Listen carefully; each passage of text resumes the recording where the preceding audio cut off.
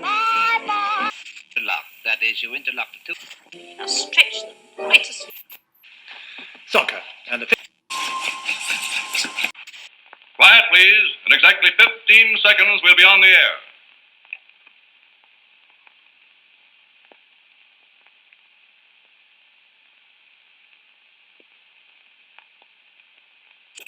I felt like a reptile. Like a reptile. I felt like a reptile.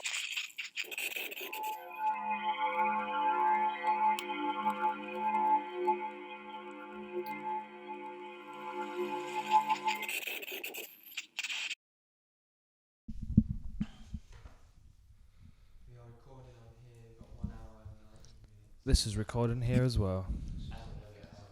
Right, I'm gonna put one of these in, just because I wanna. Go on then. Do you need it a little bit closer to you then? Yeah, that'll be alright. I don't want to wear it all, the whole time. No, you look like a weirdo. I feel like a weirdo, right, especially because I got weird. Yeah, but you're just jealous because I got the Elvis mic. I am, yes. You're just jealous. We could do a timeshare. We'll switch it halfway through. I'm not even sure whether this one's working, to be honest.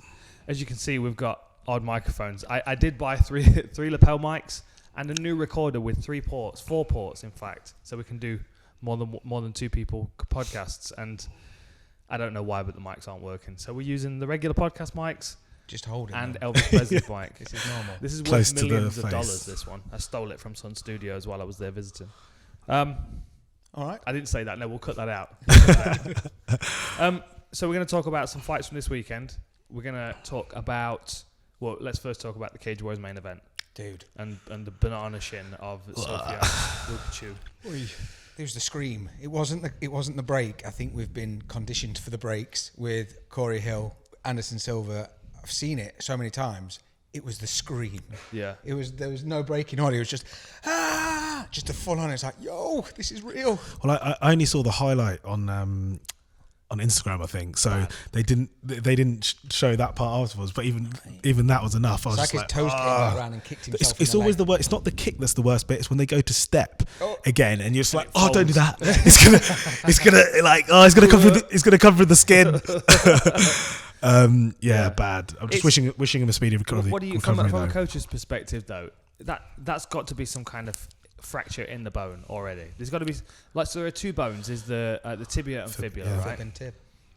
At least one of them has got to be fractured a little bit. I don't know. I'm not necessarily. Think about the force that's involved in that kick, and then if you hit it at the wrong angle, which he clearly did, and then the leverage that creates at such a distinct point when you're hitting shin on shin, it's unlucky. It's unlucky to happen when those forces are involved. Though I think it's possible because it happens a lot, doesn't it? Well, not a lot, but I can think of.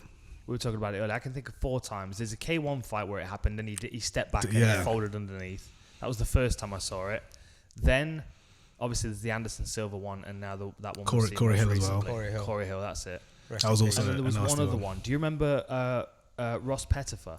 He used to fight. He was used to fight on Cage Warriors. He was like a middleweight, like a young middleweight, and he was just an absolute savage. And he just kind of lost his way a little bit, and we didn't see his full potential.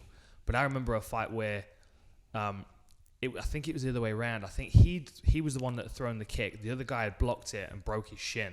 And the referee had immediately stepped in between them. And Ross Pettifer, he was like 19 or something. He's like over the back of the referee like, what? Oh, Come on, let's fight. And the guy's just like his legs doing this back and forth. Spaghetti, dude. One thing made me think, though, when you said to Dean, when you're like, you're a coach. As a coach, I was thinking you're going to say, would you tell him to go for the single leg? Just like, no, imagine just spaghettiing across the floor like the dog off of our Family Guy. And it's like, nah, the fight's over, bro. Well, while we're on this weekend, let's jump straight to Cain Velasquez's knee injury. Let me give you my first perspective. I've watched it back a couple of times. My first thought is that he was stepping in. As he said, the first thing he said in the post-fight interview, which I thought was interesting, he said, I stood too close. Too early. Right, too early. Yeah. If you look at where he was standing in comparison to the fence, he was right up against the fence, square hips. And I think not only was he in a bad position physically, but he got hurt as well. I think he got caught with a right hand that rocked him. He level changed to shoot in, and as he level changed, he walked onto an uppercut. It was like an uppercut, yeah. And there was an uppercut that just for a second, just like you go down on one knee, but because he was in a bad position, his weight fell Yeah. and put the strain No on one his sprawls knee. like that, do they? No, one sprawls yeah, with their because legs out like the way that. the commentators were talking about it though, it was as if his knee gave out and that's what happened. It was like no, he got dropped with that Yeah. right uppercut as he Which came put in, all the force and then on his- his body collapsed from being unconscious, Yeah. and then that made him fell in awkward ways. Exactly. It was quite similar to when Crow Crow Carp, and then also Matt Hughes against Thiago Alves. When he Yes. caught him with that knee, he was out. And Yeah. Hey. luckily Easy. it was on. Good thing you got a full Reptile Nalgene there, Dean. Yeah. Where's that from? A nice carabiner on the side with a lid on, so the water didn't go all over my lovely carpet. Thank you for that. Perfect timing. Yeah. So Bad, right? similar to that, and it hurt, and so yeah, I don't think it would have. It's not the knee that was the problem, was why he fell. That was a consequence of being knocked out, and then obviously was kind of put to sleep again. It was quite similar to the Dos Santos. Real quick, but if you remember the Dos Santos knockout, he drops and he gets hit and he's kind of on the floor out, Yeah. and then he gets up. His reboot's quick. Yeah, And the other one as well, Czech Congo. I mentioned it before the fight. That was the one that kept coming back into my mind. he gets dropped like 3 times He in that gets fight. dropped every round. And we saw it. We saw Ngannou getting up over and over again, or at least making the effort to get up against Stipe. Like that would have at least, if he had that durability, given him 5 rounds, 5 opportunities to land one of those uppercuts. Yeah. And it's unfortunate because, like you said, Kane's reboot so fast that by the time he landed, he was aware that he'd hurt his knee. Yeah. And Yeah. he was already Enough to- screaming He was out. in Enough to pain, defend, wasn't he? Yeah, yeah, a He lot. grimaced in pain. I was well, like, he oh, that was almost bad. turns the ref to, because at the one point he's on his side and he's sort of holding his knee as if to say, "Yo, no, it's my knee." But that's after he had sort of caught that scuff uppercut. But then looked at the ref, caught a punch, and sort of turned him off and on again. And he was like, then carried on the conversation with the ref. And the angle of it, you'd be expecting is like MCL's probably gone, if not his Everything's ACL. gone. Like he's made. Honest, the most disheartening thing is I was talking to Dan about this earlier. I still see Kane beating Brock, and that being like yesterday, and be like, "Yo, Kane's the fucking man." He's was like never. 5 years He's ago. never. Yeah, longer. Probably Maybe longer. longer, yeah. And then he's had layoffs because, to be fair, when John Jones has had more fights than you in the last 2 years, that says something. Do you know what I mean? I think you need to talk into the top of the mic. Into the top, I think is it? you're talking across it. I'm sending it. learning, Sending it away. I mean, Okay.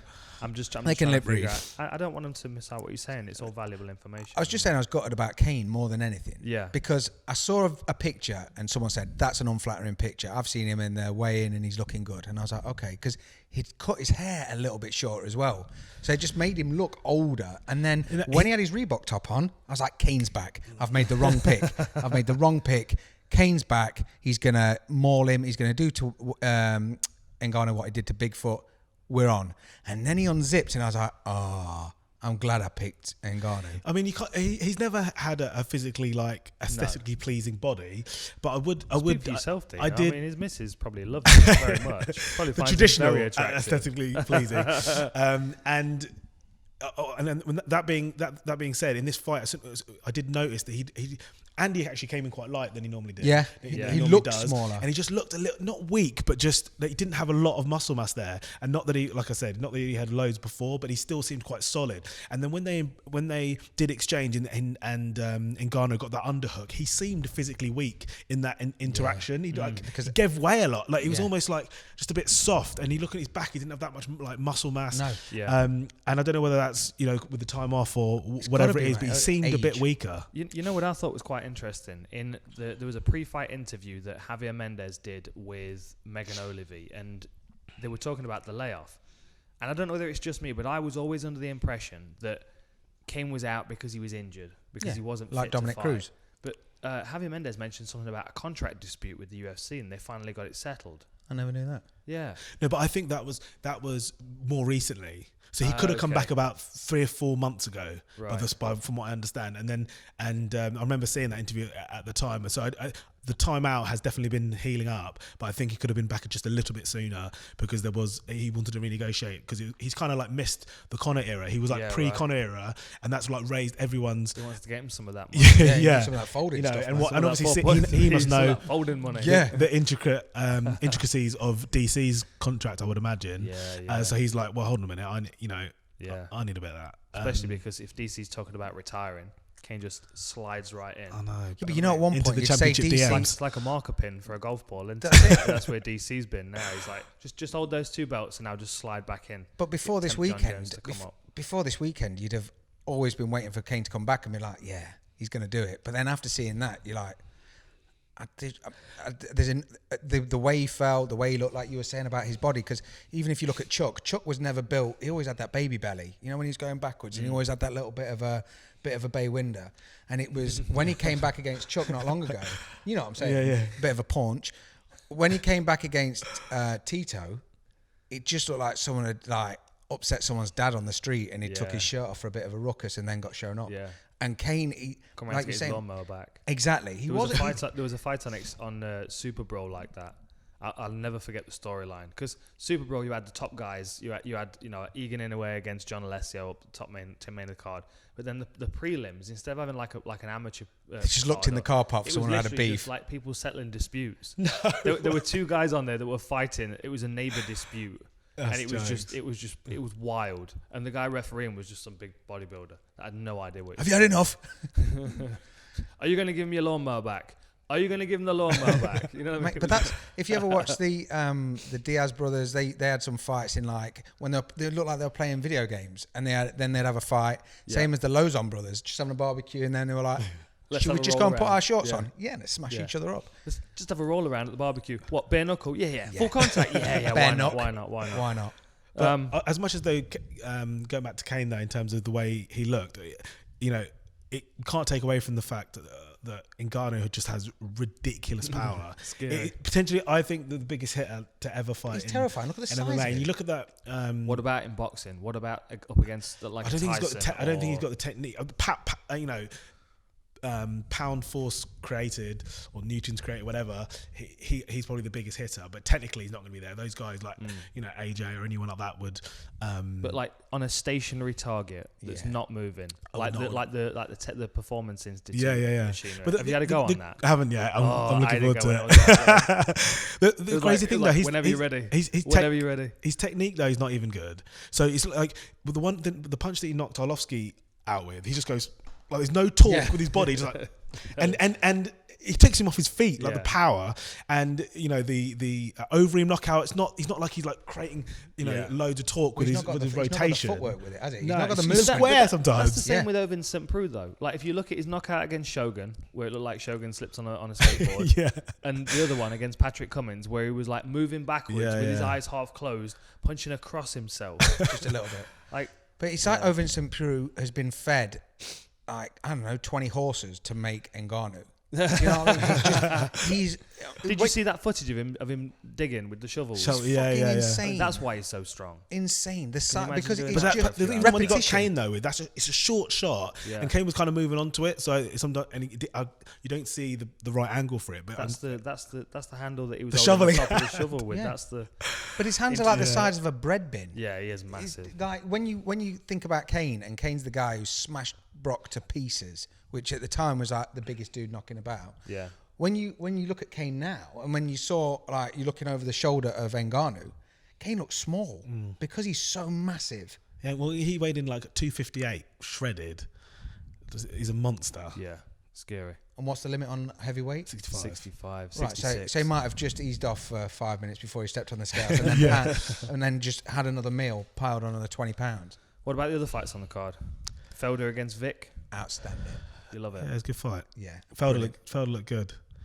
I think it was one of those fights where technically Felder is the better fight. If you were better striker. If you were to say, old school, martial arts grading, as it were, Felder's better everywhere technically, but because of some of the physical attributes that Vic has, he gets away with some stuff, particularly defensively, because he's so long. And then some of his right hands, like you can tell Felder thinks, I've slipped that, but it's just like, no, it's still there. But like Dal Sim, there was a few shots he got caught with that I think he thought that he wouldn't, because he was moving well enough. Skeleton. You know what I mean?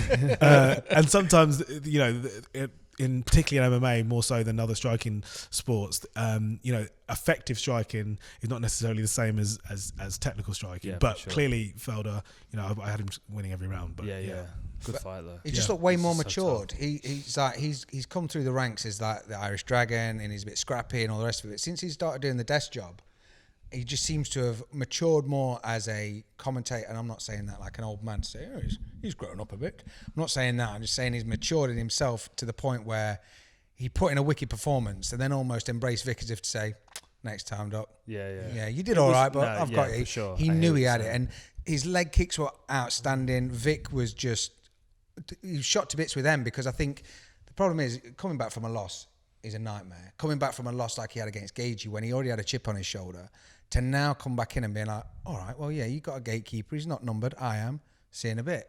Next, I want to prove myself. I want to get back to that Gagey because he was even saying on the build-up, like he made one mistake. And it's like, all right, if that's how you want to see it, like not embracing the loss and sort of moving on and taking it as a learn.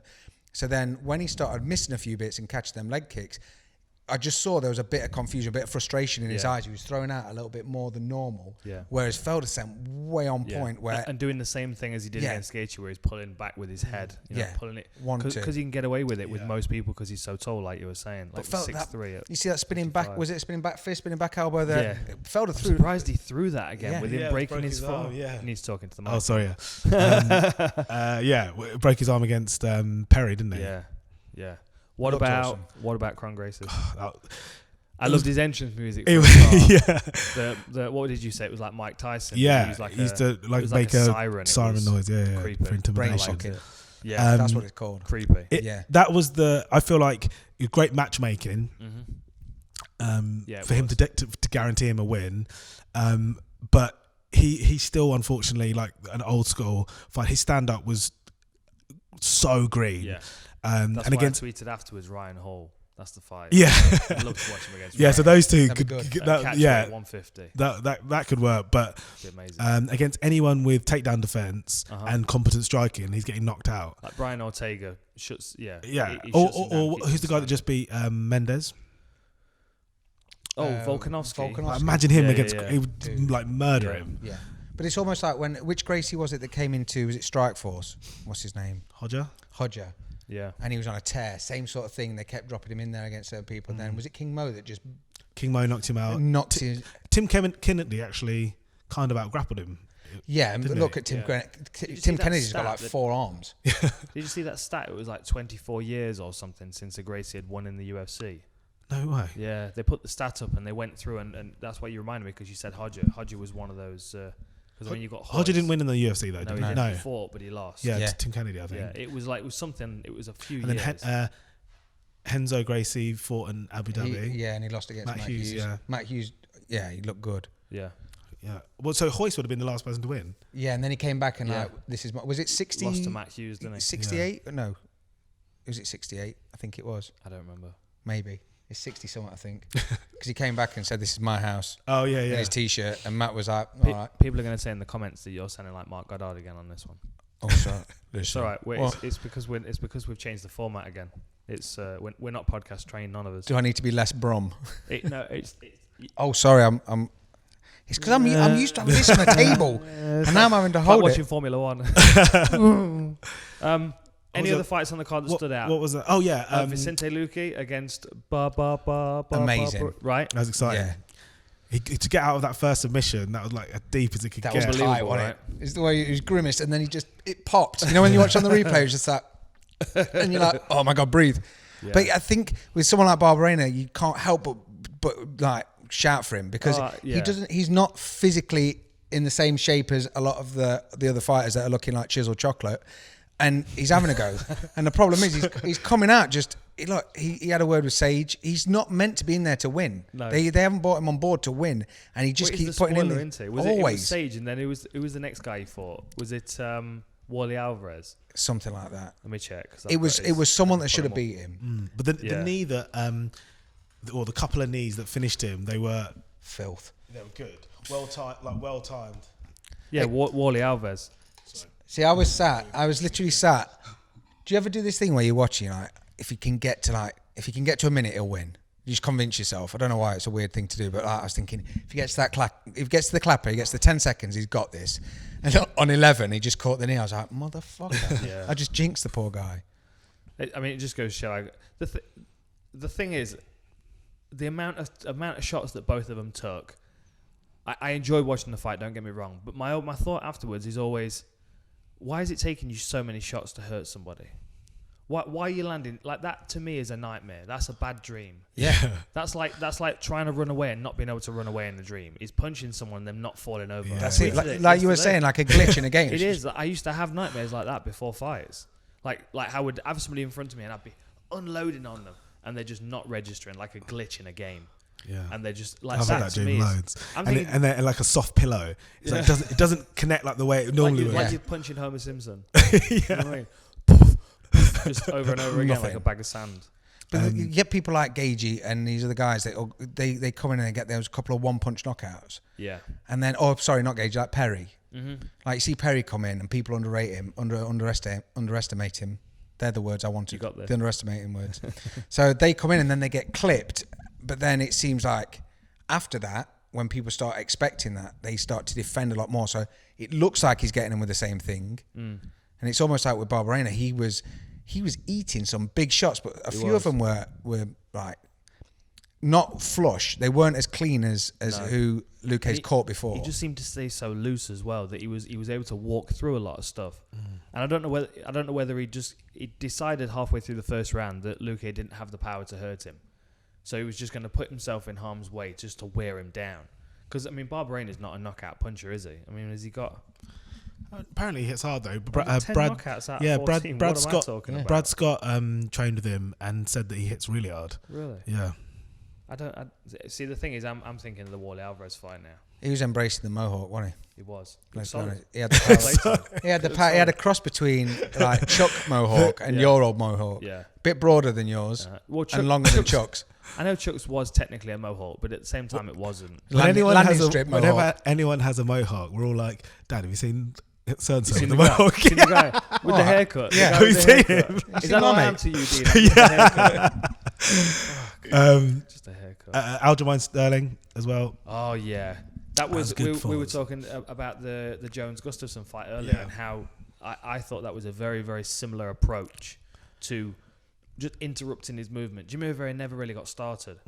It kind of, I mean, And he maintained. I thought the transition between ranges were really good. When he wanted to keep it long, he kept it long, and he just transitioned between them really, really well. Frame for that, though, because he's sort of evened out quite nicely all the way up, whereas Jim is quite round 5 figure. yeah. But I felt that also that was the first time like Sterling showed some real good promise in pockets within a fight, and then something he would like either make a mistake on or come away from the game plan. I feel like that was the first sort of world class performance where he seemed to look, he put well together, well rounded. It was like a consistent, solid performance. Yeah. Like broke him down. It was like a mature performance, Yeah. and then it was quite telling that again in between the second and third rounds.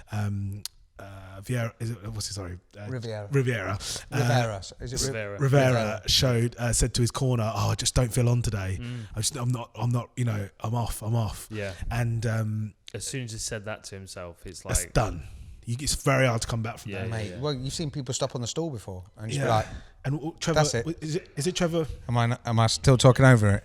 I only did it so I could get the Elvis. Man. There's a plan Is it to Trevor it. Whitman that was coming in? Yeah, Trevor Whitman was in the corner So talking. he almost Look at that. There we go. He I'm happy now. he criticised the corner. Let's see if we can talk into that. Thank you very much. He criticised the corner for not giving particularly constructive criticism. Yeah. Constructive feedback at Yeah. that point.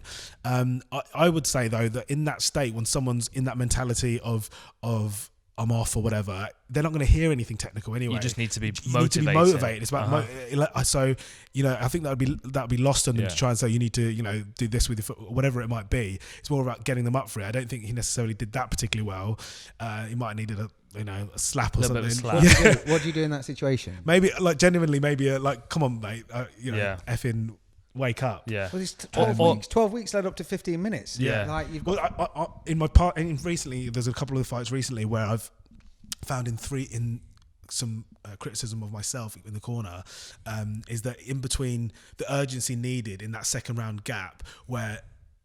Well, no, it needs to be actually in the first round. You can't give it until the second. If there's something that you see, sometimes I feel like I've made the mistake of giving the first round to they're warming into it. They'll do it in the second round. And not trying to be negative, only being positive about making them aware of that. But in a 3-round fight, that's too short, because by the time you get to the second and and that's been compounded, it's hard to get them out of that headspace. So You need to give them a shit sandwich. straight away in the first round. If you you see it, it Yeah. needs to be said, because it's too late the second round. So I that's an adjustment I'm making going forward, and when I've reviewed sort of the past year of fights and stuff. So and I feel in that scenario of that fight, he could have done with that in that first round, because he told him he was a round down, which is always a good thing. You should do that. Be honest with the fighter, but at the same time, like, It's the Edmund rule. why was he down? What can he do to change that? And switch it on, sort of thing. You've got to know your fighter well enough to, like you said, to either read whether they need something technical or motivating, and if they need something motivating, what that is. Is it their kids? Is it their sacrifice for this training camp? Is it that they had a shitty weight cut and that they've done the hard part, and now you've just got, what was it that Nick Lentz's corner man said to him? Like, he referred to how many fights he's had. Sorry. I'm not listening back to this now. I don't want to hear that again. I did that right into the mic. Apologies. Isn't it not just relating with them on a core level? Just getting them back to being out of the fight for a second, just to snap them back into that. Like you say, with kids, with anything, when you bring something back into it, like even that, you need to be talking about that guy who wants to punch you in the face. But if you relate, just look. Yeah. Even if this is it, let's just have 5 more minutes. I'm listening at the moment to the audio. Actually, we were listening to on the way up here, Conscious Coaching, the audio book of that. And one of the points he makes is you got about shares in that, Dino? You plug in. No. Get a kickback. Hey, what? Sponsored by Amazon, are you? When it comes out in a snappy. Yeah. Conscious coaching. Yeah, and he talks about how the term buy-in from your athlete. There's got to be a level of trust between you and the athlete, and understanding them and creating that rapport. Yeah. Because what's being said is not necessarily as important as how it's being said, and that connection that you make. Again, there needs to be a massive amount of trust between the athlete and coach, and so. That trust comes from knowing a person and connecting with them. And so in that scenario where you're talking about knowing between motivation or technical, or what that motivation is going to be, that can only come from having that connection with the athlete fighter, and making that decision, because there's not necessarily a right or wrong there. Is you've got to go on you read, but that comes from knowing them well, and it's being more than just that sort of athlete relationship. It needs to be deeper than that. Yeah, like Nick Lentz's coach said, I think it was the end of the second round, and he just said, he referred to how many fights he'd had, and then he said, it's just 5 minutes. You can give me a good 5 minutes, can't you? You can fight hard for 5 minutes or something like that. Yeah. And it was to the point, and there was nothing else needed to be said, and you could see it kind of sink into Nick Lentz, and he went, yeah, I can do that. Like, it was a bite size. It was it was a goal that wasn't in the too distant future, because he was already tired. It was like, it's just 5 minutes. Like, make it as it's not trivialize it, but you know what I mean. Make it seem a lot less than it is. You're not going out to fight another man. To the end of your consciousness. You're fighting for 5 minutes. Push hard for 5 minutes. Look at all the experience you've got, all the fights you've already had. It's like asking Just your a kids to have snippet. 2 more bites of vegetables. There's a whole plate there, and you're like, 1 more bite. Because they always push you down. It's like, just eat your carrots and eat your sweet corn. It's definitely not. It is a bit. It's a bit. Because then when you pick your fight, you're like, all right, just have your carrots. I wish it was like that. I wish it was just like, get the tweet. Force feeding them. Yeah. Get it down there. I'd rather deal with fighters. I always, it reminds me a lot of Greg Jackson with Cowboy. I know they're not together anymore, but I know Cowboy suffers a lot with anxieties and stuff like that. And there was a lot of times where the corner would be straight in with Cowboy, and he'd talk to him completely different. And he'd just be like, all right, so let's just have a couple of breaths, shall we? And like, almost like he's a mate just walking down the street with him after he's had a bit of a ruckus, and you can tell his adrenaline's pumping. And he sort of brings him back down, and then has to fire him up ready to get him back out there again.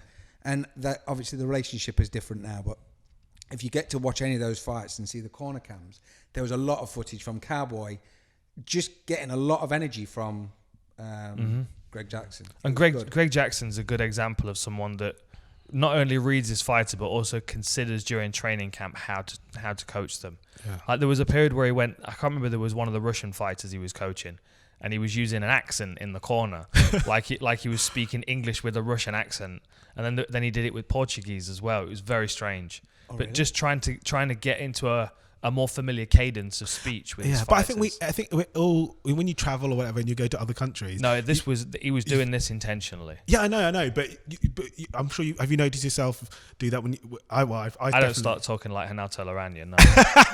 No, but I definitely noticed that you slightly changed the way your sentence structure is, and possibly simplify it or whatever when you're speaking to someone that English isn't their first language. Yeah. And again, it's like This seems specifically like he was going for accents. Oh, really? Yeah. I'll have to find it and play it back to you. But then, like when he's talking to John Jones, he's talking about waterfalls. I don't know whether he's got an R. Kelly thing or something, but he's always saying, you're under a. I've seen it. there's no need for that. Mate. Pop culture, dude. Come on, pop culture. He's always talking about a waterfall. I guess it's some kind of visualization that you use in training camp that kind of calms him down. Feel the water flowing over you, and I can't even talk about John Jones and what calms him down. It's just one of those. It's just a world of shit, isn't it? You're just gonna get into problems. What do you reckon? I know we're jumping around here a little bit. I've just done the breakdown of the Smith fight. Just 2 minutes. What do you think? Where does Smith find his way into the fight? That's more to the point. I really like Smith, but he's not on Jones' level. Jones is a level above elite, which is a very rare stratosphere, and then there's elite, and there's normally only 2 or 3 people per division that I would call elite, and Smith's not in that. Is it a 10? Okay, so let's. Elite. No, he's like top 5. He could get top 5 and stuff, but there's every weight category you notice there's like 2 or 3 guys that you are the best of the best, like Connor, Khabib, and Tony Ferguson, and then in light heavyweight it was Jones, DC, and Johnson when he was there. Those 3 were also like Lamas is a good example of someone that just hit that ceiling. Yeah, he's never going to get in that. Yeah. He can hang around top 5 or whatever, but there's just that every weight. Yeah. So how about this then? If there are 100 parallel universes, and in every parallel universe, Smith fights Jones at the same time in the same moment, and there's 100 different outcomes, how many of those times does Smith win? 20. 20. I don't think even 20. Chance of victory. What do you reckon? I think less than 20. Well, like what? Dude, punch I've gone for 10. I've gone for 100 because I normally do this out of 10 when I'm breaking down fighters, and I normally go like four times to him, 6 to the other. See, I think There's a little bit of luck involved for Smith to win in every area. Do you believe in luck? No, well, I don't. I think you make your own luck, but I What think about punching someone harder? every area. Sorry, I'm still talking to Dean. I gave you the fun mic as well to try and. Every You're not area sitting in the he's middle next time. That's the problem. Yeah, we're gonna have to change you two around. Yeah, because my neck doesn't move. I'm trying to be conscious and polite, and I don't want to be like, all right. Tell me Just when ignore it's that finished. he's there. Just don't. That's it, yeah, R. Kelly reference. Yeah, I think genuinely every area he's better than him. More technical, better conditioning. Out of 100 times, then none for Smith. 5. 5. You're giving him 5. So what's that? 0.5% of a chance? No, 5% of a chance. Yeah, 5%. Yeah. So I'm going out of 10 now. Out of 10. Okay, Yeah. sorry, yeah. Okay. So yeah, half but a percentage of it. look at Half a point of a chance. Yeah. Okay. So my brain. 5%, yeah? 5%. Okay. 5%. All right, 5%. Yeah. 5%. Okay. How is that 5%? What's your pick? You said 20, I'd but say 20. really, Just look at his last fight. Look, the thing is, he's got that hunger. He's coming up with that absolute Lions do grit eat and first. desire. Lions do eat first. Yeah. But the thing is, though, his last fight was a back and forth, entertaining, albeit entertaining, but scrappy fight against a person who, again, isn't. I wouldn't put him in that elite category. and I'd He's agree. got there through a few. But was it intentionally back and forth? Did he intentionally burn out? Because my theory is that his intention was just to absorb in the first round and move. Definitely. It was a game It plan. was a bit of a bonus because I said all this in the breakdown, which will be coming out soon. He broke his nose in the first round with a left hook, which was like a bit of a bonus for the first round. It wasn't his intention. And then the whole of the second round, it just looked like he was burning time and letting Volkan bleed. Yeah. That's what it looked like to me. Then he came out and got the finished finish. I'd have to watch it again. I didn't. That wasn't my initial reaation to watching Who it. did you I do. Don't get me wrong. I do rate him. I enjoy him as a fighter. I think but John Jones is just that good. And so I know experience-wise, actually, he's more experienced. There's more fights, but experience at the very top level, winning against the very top level so consistently, even with the time off and everything. Who did you pick when it was Smith Volkan? I thought Vulcan would probably win it. Really? Yeah. What about? We're still jumping around, but what about Jan against Santos then? Blahovic against Thiago Santos, because Santos has got a win over Anthony Smith at middleweight. Was that liver kick? Yes, it was. Yeah. Yeah, I don't know. That Jan Blahovic looked good in the last fight against Jimmy, wasn't it? Was that his last one? His second fight against Jimmy looked way better. Yeah, second. Yeah. Yeah. No, he's had a fight. He's had another fight since. Was it? It used to be called Al Capone. His nickname. He was Von Prue choked. Nikita Krylov. I think that was his last fight. Santos isn't as technical, but he's able to make it that type of wild fight. But don't you think Smith can do that as well? Is that the no? Is He's that the 5%? Yeah, I know, but that's what I'm saying, because there's something quite similar to. I would say that Smith and Santos are quite similar in the way that they fight. They make people fight that way. Yeah, but I would say that Smith is doing it with a more considered way, whereas Santos is just a bit wild. Yeah. He's a bit Tasmanian devil. I think Smith can make it quite ugly. I think because he's slightly smaller, I think he knows he's got to commit to more things to be able to put him away, to make a stand. But Jones keeps that range so effectively. I know he does. And even if he's swarming in, he's got the fight IQ and patience for 2 rounds just to stiff arm him and the move reach and move. advantage. Yeah. Jones is 84 and Smith is 76. That's crazy. So even if he doesn't want to, and there's only so long you can just bum rush someone before. No, do you know what I mean? Yeah. I don't know. I think I just want to see what happens to Jones. I want to see Jones. It's like when GSP got beat, when Anderson got beat. It's always when you see a champion come back. It's way more interesting to see what they do next. Yeah. You know, rather than when Anderson was circling the rim and just sent to keep doing the same thing, pushing it out, same as GSP. But when they get beat and they come back, and it's like, I want to see what this guy can do now. And they refine that training. And obviously, John's had a lot of problems over the past few years. I just don't know if now's the time.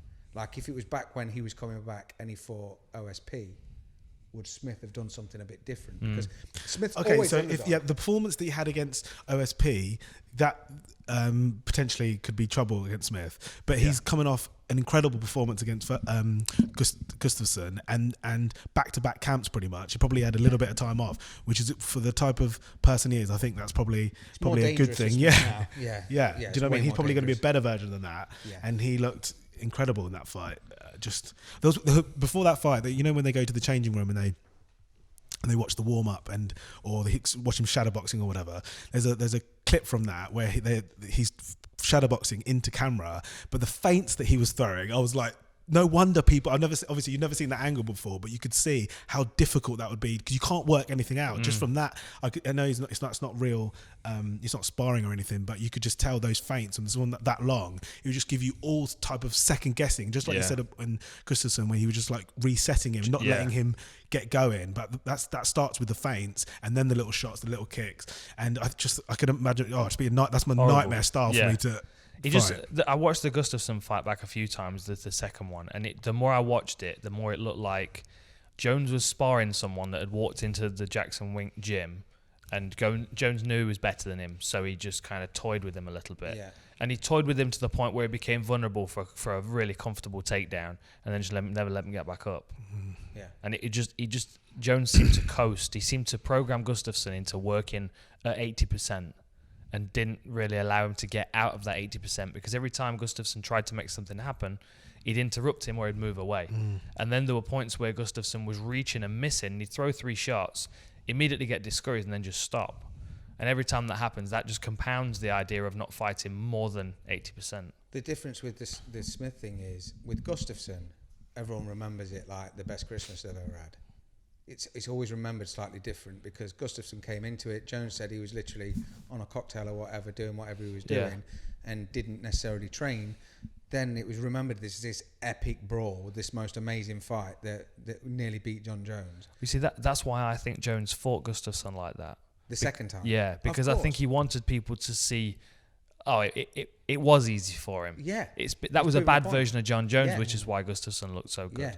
Yeah. But everyone was know what I remembering mean? that on the build-up. And I don't know if that didn't help. That performance Gustafsson. made me feel like that though. Oh yeah. It like confirmed the I'd You're like, had. oh Yeah. yeah. Well, Who that's does the beat problem. that Jones? That's the problem because when you watch, it probably didn't help Gustafsson at all because he's coming in thinking, well, this is number 2. Ngannou Jones. That's a fight I'd like to see. Yeah, I just don't think Ngannou touches him. That's the thing. That's the problem. I think Jones is able. I mean, his reach is longer than Ngannou still. The only person that matches Jones's reach is Stefan Struve, which is ridiculous. But he would give that. That's the person to give Jones problems. You reckon? Yeah. Well, he has Stefan Struve? No, Ngannou because he has. It's not like Jones hasn't been hit. He's been hit. He's not he's not Tyson Fury elusive. He's just and Ngannou does have a reasonably long reach. He just needs to get near that type of power. Just needs to get near him. That's the problem. Is getting near him, isn't it? You know, that's the one I want to see. I'd like to see Jones against DC at heavyweight. I'm convinced now after watching him knock out Miocic that his power at heavyweight is different to his power at light heavyweight. Yeah. You know, If he's turning Stipe off, you seen their little Twitter beef. Yeah. Oh, with Stipe and Stipe and DC, but the problem was the first reply and the strongest reply was Stipe's misses, and it was like, was it? Damn. I watched there was a Luke Thomas interview with DC though, and he spoke very openly and candidly about it, and he was like, well, I've fought since the last time. Yeah. I mean, I get it from Stipe's perspective because obviously he's the former champ, defended the belt more times than anybody else. You know, like. but if you weren't getting that love then, you're not going to get it now. Well, And it's not like he lost a split decision. No. He got knocked biffed. out. So He was bingoed. And Yeah. it wasn't like even Aldo didn't get a rematch after 13 seconds. But I feel like I kind of feel DC's like was he should have done that. Yeah, but say if he deserved it, maybe that because that was like one shot. Whereas with DC and Stipe, it was more like calculated. He tried to do that shot. He missed it twice and then he caught it. So it's like there was no luck involved in it. It was he was beaten. I think if you're not going to get that immediate rematch, it's not like the Gray Maynard, Frankie Edgar days back when you would just rematch, and it was like, oh no, they put on a good performance. Yeah, but they were draws and split decisions. No, so they made sense. Look at Aldo. Look at Aldo's legacy. It was ginormous, and they were like, oh yeah, so you're dead now. Okay, the only ever champ at that weight division, and they were like, yeah, well, you've got knocked out. There was not even like a sit down consideration to go, tell you what, you go fight, we'll do it next one. It was not even that, and it's the same with Stipe, where Stipe's. It's like with Rashad and Jones. You remember when they were waiting, and he was waiting for him all that time, and then basically just waited to nothing, and then it never materialized. Yeah. I know they obviously fought in the end, yeah. but it was just after such a long anticlimax. Yeah. And it's one of them where you've almost got to. It's like with a parent just saying, "Get back up, get back on it, and have another go." That's what DC was saying to Luke Thomas. He said, when I was in that position after I lost to Jones, I immediately wanted to fight again just to get back in the win column and turn it around. And I get that perspective. There's people there like Curtis Blades, Derek Lewis. There's people that Stipe hasn't fought that he could fight. Stipe against Volkov would be good, wouldn't it? Stipe against Ngannou. No, I still like to see it big time. I think Stipe, coming off a knockout. I'm not giving him a. Coming off a He knockout. destroyed him. Yeah.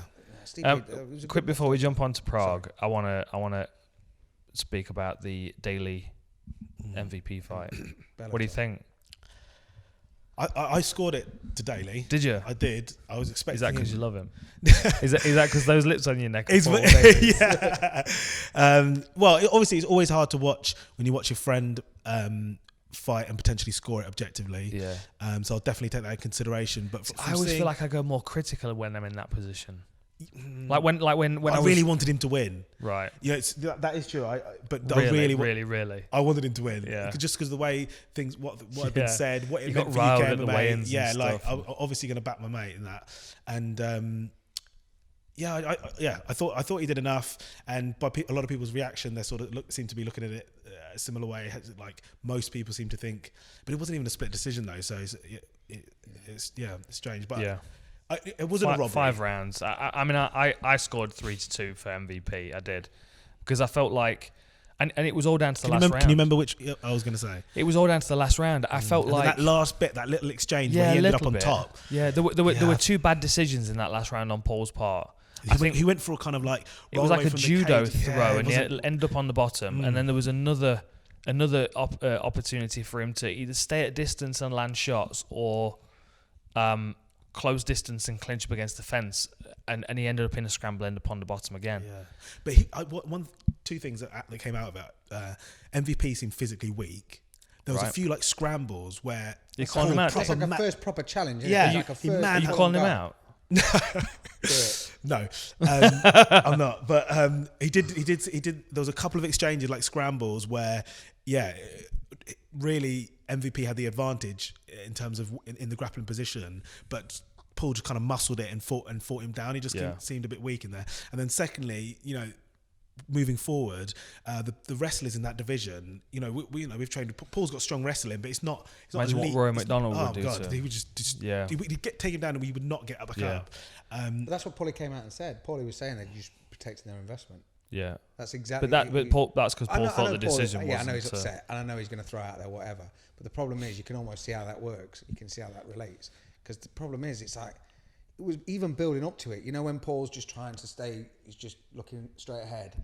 MVP stood to the side, and you're like, dude, read the room. Because it's not even like he was doing a Connor and like pulling in like loads of like cheers or anything. He'd almost committed to doing this thing for a bit too long. And then Paul was just sort of like, what are you doing? Do you know what I mean? It wasn't like an intimidation thing. I think for me, it was more a bit, I wanted to see him because he's older, that respect side of things. Obviously, he's paved a way for someone like MVP to come along. Yeah, it was. I love watching Paul, but it was. I don't know, Bellator. It didn't seem like they'd put together the best weekend of cards after Mitchell smashed someone's nuts out of the sack. I honestly couldn't have named a single other fight on that card. I mean, maybe that's because it was a busy weekend with Cage Warriors and with the UFC, but yeah. Do you want to watch Crow Cop Roy Nelson? Yeah, Crow Cop Roy Nelson were on there. Congo fought. Nah, I don't want to. Do you want to watch Congo fight? Nah. This is it. Let's talk about UFC Prague. Let's talk about John Dodson against Peter Yan. You know Peter Yan because you cornered against him with Ed Arthur, right?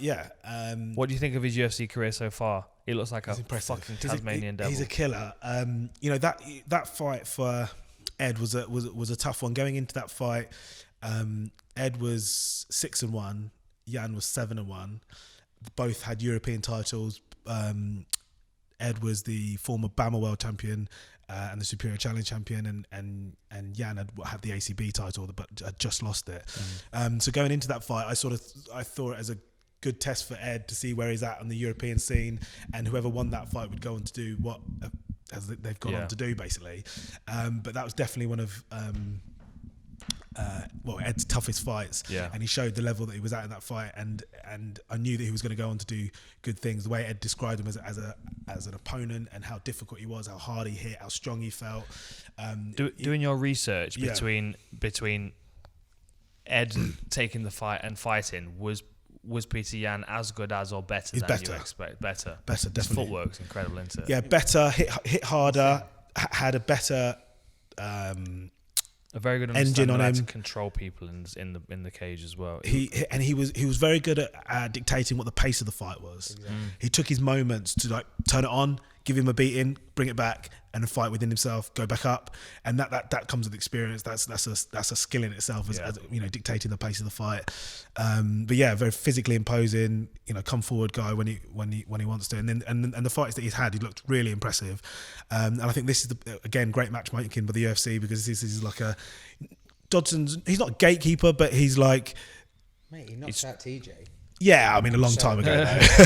But since then, he's struggling to break that ceiling though. So if Jan beats Dodson, I think that shows that he's a potential title contender. He's in the last few fights that obviously I can't remember. Weren't you there to commentate one of the fights that he was on? I think I've commentated both of his fights. And he just looks like it's almost like a Matrix cartoon where he sort of does this spin move, sort of catches someone, and then they almost spun all the way around. He's on the other side of him, catching him again. And he just seems, like you say, Tasmanian devil. It's a bit. It's a bit of a stretch, but it's a bit Lomachenko footwork. The way he's able to move around people, and he's hitting them with a combination, and he's off at an angle before they've caught up with his next movement. John Dodson's going to test him for speed, though, because I would say Dodson's probably the fastest guy at bantamweight.